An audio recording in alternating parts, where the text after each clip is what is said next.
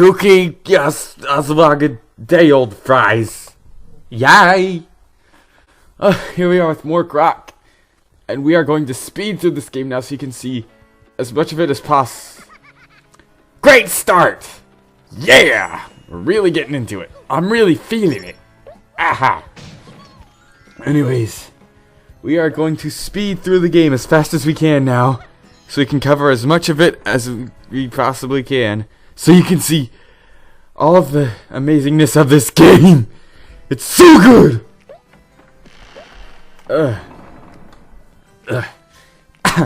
But the game is really short if you're not collecting anything or speeding through. This is sort of a collectathon platformer.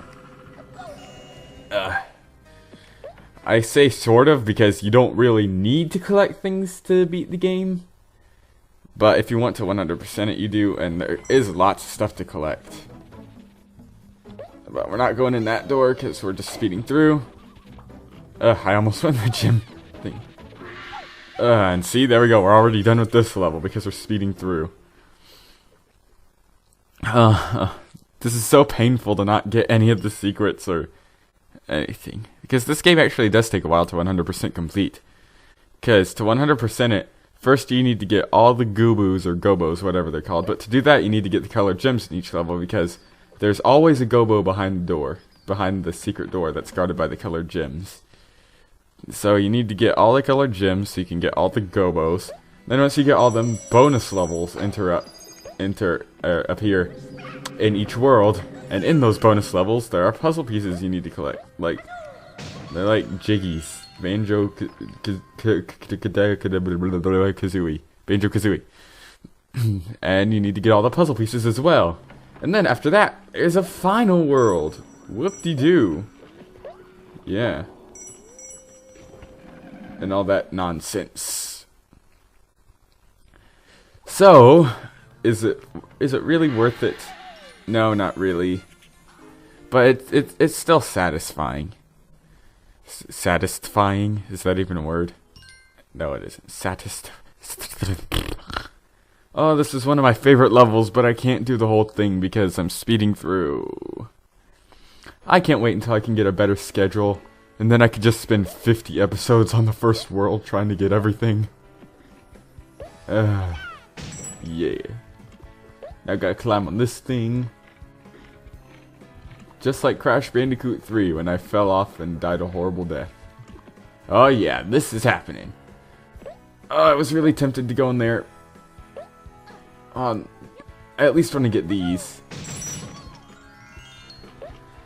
Now I jump across here. Whoop-de-doo, and in the door. I so want to 100% this level so bad, but I gotta speed through because I don't have time, and I'm repeating myself because I'm whiny. Jumping, and yeah. Oh, I'm so glad it appeared, else I would have been toast. This game is so beautiful. There's something about low poly platformers that's just, I don't know what it is. Something that's so appealing. Like, if there's a 3D platformer today, I don't know if I would be as interested as I would be if it was low poly. Because something about this low poly, it's just so charming. And I just like it. Don't you all like it too? It just makes you feel good. You're just all like, yeah, I like this. Alright, and we're already on boss number 2, and we're not even halfway through the episode. Whoa. See how fast this game is? I mean, so there's the ladybug. He gets turned into a giant boxing ladybug. So Josh Jepson's playing the Tasmanian Tiger now. For versus. I so wanted to do that with him. Now, I will say, there's only one episode out so far, but from what I've seen, it's, I don't know, it's just not really as entertaining as a regular versus. I mean, I'm not trying to be mean or anything, because Josh Jepson's a funny guy. I just think, like, Attacking Toucans and Josh Jepson are, like, the perfect duo when it comes to versus. Like, Josh is the completely normal guy, and then Tyler's the spastic blabbermouth who says junk that doesn't make any sense, and it's funny. I don't know, just Tyler saying something extremely awkward. Let me get this guy. Pow. And stomp. And there we go. And Tyler said something awkward, and then Josh is just like, what? And then he does that really cheesy laugh. Tyler! Why'd you say that? I'm Josh Jepson! What? I'm Josh. That was my Josh Jepson impression. I hope you enjoyed, everyone. But yeah, Josh Jepson and Attacking 2, they're definitely my top 5 favorite gaming channels. That's what I should make a countdown on. My top 10 favorite gaming channels. That would be pretty sweet.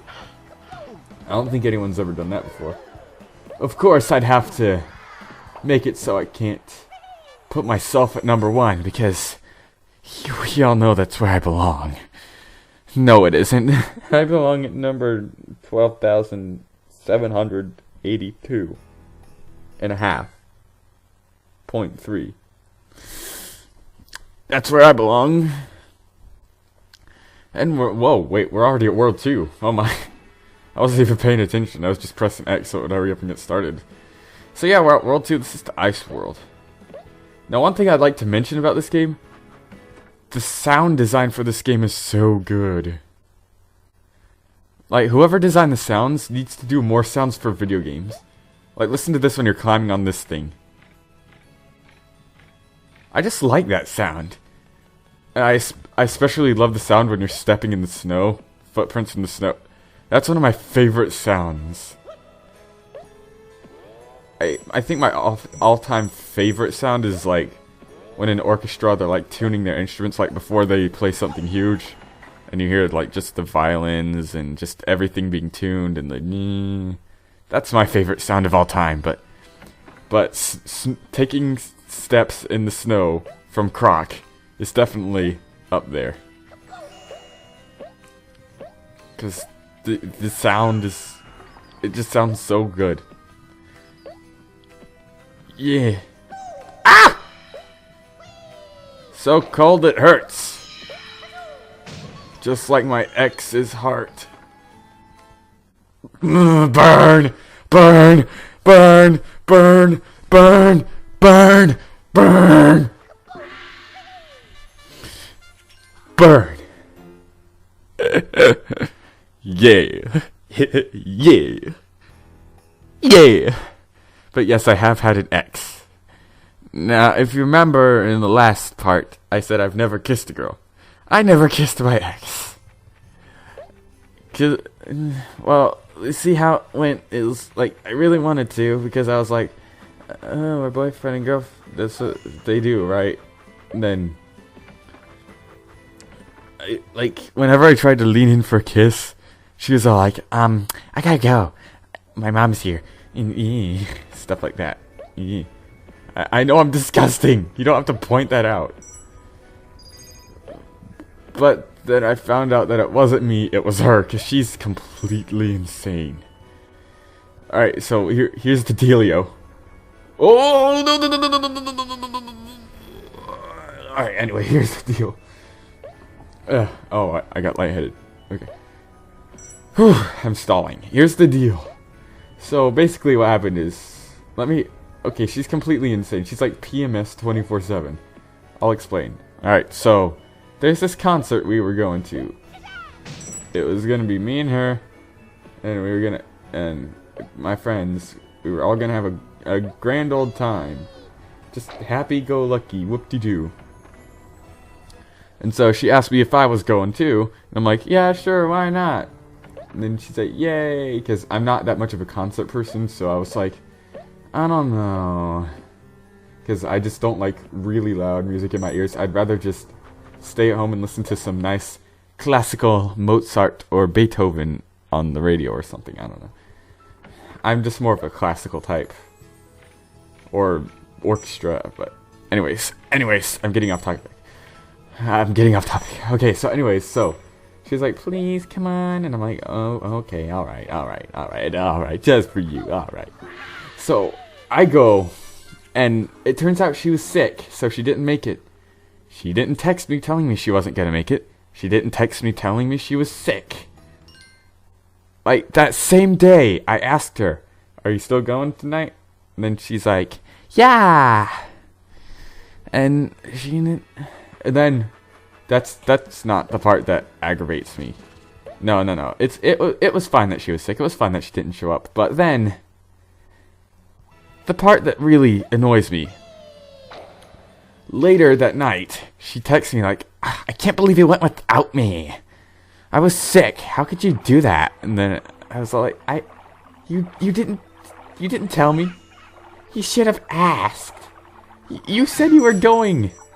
You said that same day that you were going, and I don't understand that. So that was not the only instance like that. She was really just.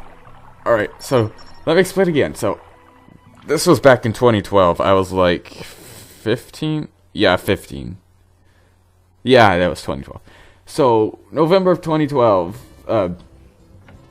Rise of the Guardians, that DreamWorks movie was out, and we both wanted to go see it, and then so I bought the ticket. I spent $30 on 2 movie tickets, and then a bunch of snacks for her, because she wanted snacks, and I was like, hey, okay, I'll break open my wallet, I'll empty my wallet just for you.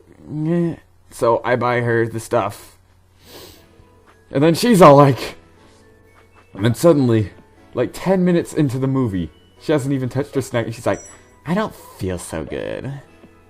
Can we go? And I was like, but, and she's like, I don't feel good. So then, yeah, so then we ended up having to leave, because she apparently didn't feel good. Even though she acted perfectly fine on the way home. She acted 100% fine. She was like, hi there. But even though in theater she was just all mopey. I literally think the only reason she went out with me is just so she could get me to buy her candy and snacks and stuff. Just the women and their chocolate. Yeah. Ugh. And then, no. It doesn't stop there. Then when we get home, she texts me going, why did you plan this when I was sick? And I was like, what? It's just really complicated. So yeah, that's my ex in a nutshell. She was a nightmare, a PMS nightmare. Hopefully none of you has had to endure an ex as terrible as her, and hopefully none of you will.